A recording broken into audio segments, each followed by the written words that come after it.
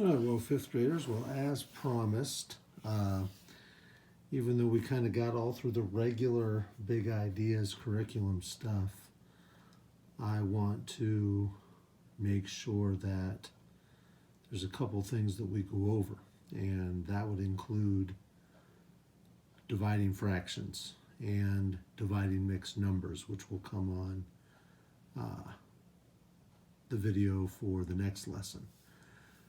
If you remember back on the video that went with 10.3 and 10.4, and if you need to refer back to that, that's fine. But I had you write down or wanted you to take a screenshot or something of those step-by-step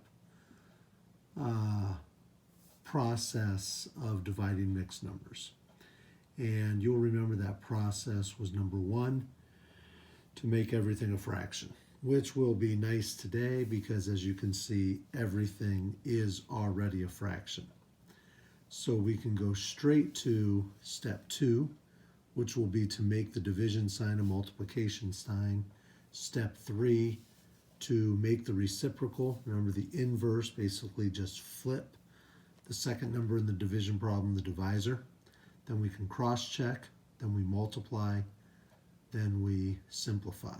So I'm going to have these set up, and essentially, since everything's already a fraction, we know with 3/5 divided by 11, 3/5 can just stay 3/5. The division sign is going to become a multiplication sign. The 9 over 11 is going to become 11 over 9. Now I cannot cross-check a 5 and an 11. Nothing besides 1 can go into both 11 and 5. But I can cross-check a 3 and a 9 by dividing by 3. Now I want to point out something about cross-checking real quick. We're not looking to have one number go into another. What we're looking at is there a number that can go into both? And both 3 and 9 can be divided by 3. 3 divided by 3 is 1. 9 divided by 3 is 3. I can't make 1 and 3 any lower, so I can go ahead and multiply. 1 times 11 is 11. 5 times 3 is 15. And as I noted before, most likely, if you have made the numbers in the multiplication problem as small as they can be, your answer is going to be in simplest form. 11 over 15 is in simplest form. There's no number besides 1 that can go into both 15 and 11. But you always need to double check just to be sure. Because depending on the numbers, especially if these fractions aren't already in simplest form, there's a chance that you might not be able to cross-check, but yet that answer still will not be in simplest form.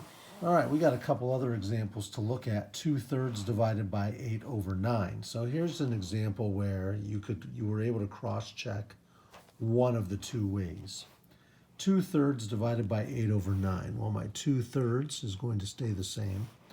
My division sign is going to become a multiplication sign. My 8 over 9 is going to get flipped to the reciprocal, the inverse fraction, 9 over 8. All right, so I can cross-check a 2 and an 8 by dividing by 2. 2 can go into both of them. 2 divided by 2 is 1. 8 divided by 2 is 4. I can also cross-check a 9 and a 3 by dividing by 3, just like I did in the first example. 3 divided by 3 is 1. 9 divided by 3 is 3. I can't make those any lower. 1 and 4, 3 and 1, can't make them any lower. 1 times 3 is 3. 1 times 4 is 4. I get 3/4. There's no number besides 1 that can go into both 3 and 4. So that is in simplest form. Final answer, 3 over 4ths. 3 over 4, 3/4. So sometimes you can cross-check one way. Sometimes you can cross-check both ways. And as we're going to see in this example, sometimes there's even another possibility. First of all, my 7/8 is going to stay a 7/8. My division sign is going to become a multiplication sign. My 4/5 is going to become 5 over 4. I make the inverse fraction. I go ahead and cross-check. Nothing besides 1 can go into both 4 and 7, so those have to stay the same. Nothing besides 1 can go into both 8 and 5, so those need to stay the same. So sometimes you can't cross-check at all. And well, we'll check this out. So we just have to go ahead and multiply. 7 times 5 is 35. 8 times 4 is 32.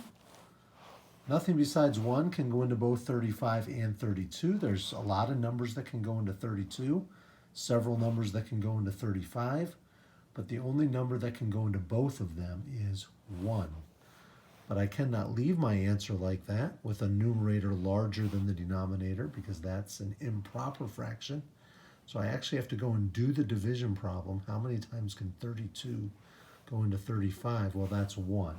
Now if I come over here and I actually set this up, 32 going into 35, well 32 can go into 35 one time.